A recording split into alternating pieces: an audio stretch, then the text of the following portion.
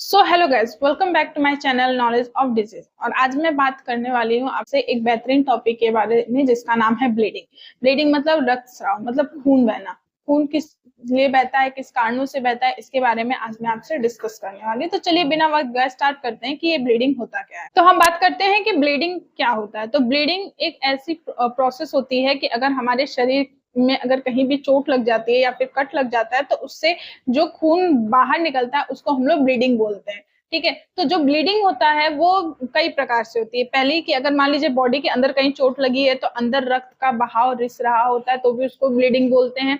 अगर चोट लग जाती है, उससे खून निकल रहा है तो उसको भी ब्लीडिंग बोला जाता है। और अगर मासिक धर्म में अगर मतलब कि ब्लीडिंग हो रही है तो उसको ब्लीडिंग बोलते हैं। और अगर एक मदर बच्चा डिलीवर कर रही है या फिर प्रसव का वक्त चल रहा है उसमें अगर खून निकलता है तो उसको भी हम लोग ब्लीडिंग बोलते हैं। तो ये 3-4 प्रकार की ब्लीडिंग होती है जिसको कहा जाता है कि ये रक्तस्राव हो रहा है। अब मैं आपको ये बताती हूँ कि मान लीजिए अगर ब्लीडिंग बहुत ज्यादा हो रही है, एक्सेसिव ब्लीडिंग होती है, तब क्या किया जाता है। एक्सेसिव ब्लीडिंग हो रही है तो हम उस पर मेडिसिन ले लेते हैं और जिससे या फिर इंजेक्शन लेते हैं जिसकी वजह से ब्लड रुक जाता है। फिर हम बात करते हैं आगे की, अगर मान लीजिए कि कोई पर्सन है जिसका ब्लड है जो क्लॉट नहीं हो रहा है या फिर बंद नहीं हो रहा है तो उसको हम लोग हीमोफीलिया बोलते हैं कि इस पर्सन को हीमोफीलिया की प्रॉब्लम हुई है, जो कि दवा लेता है अपने ब्लड को पतला होने के लिए, जो कि एटमॉस्फेयर में आने के बाद क्लॉट हो जाए। अब हम बात करते हैं कि जो ब्लीडिंग है उसके लक्षण क्या क्या होते हैं या फिर रक्तस्राव के लक्षण क्या क्या होते हैं। तो इसमें मुंह से, नाक से या फिर मूत्र मार्ग से या फिर जो हमारी बॉडी में ओपन एरिया है या फिर खुला हुआ छिद्र है उसमें से अगर रक्त निकलता है तो वो भी एक कारण होता है।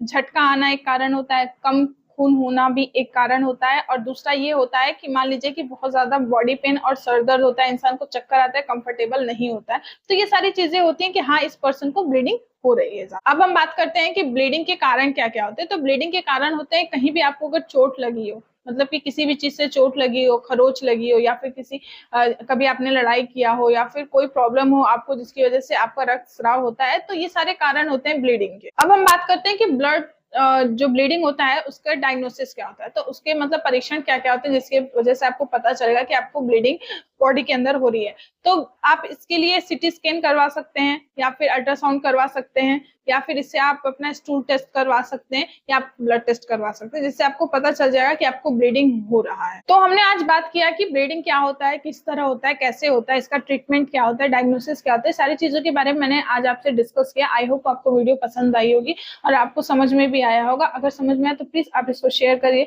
लाइक करिए और हमारे चैनल को सब्सक्राइब करिए। और अगर आपको कोई प्रॉब्लम, कोई दिक्कत है तो आप हमसे कमेंट करके उससे सलाह ले सकते हैं। और अब मिलते हैं नेक्स्ट वीडियो में, तब तक के लिए थैंक यू।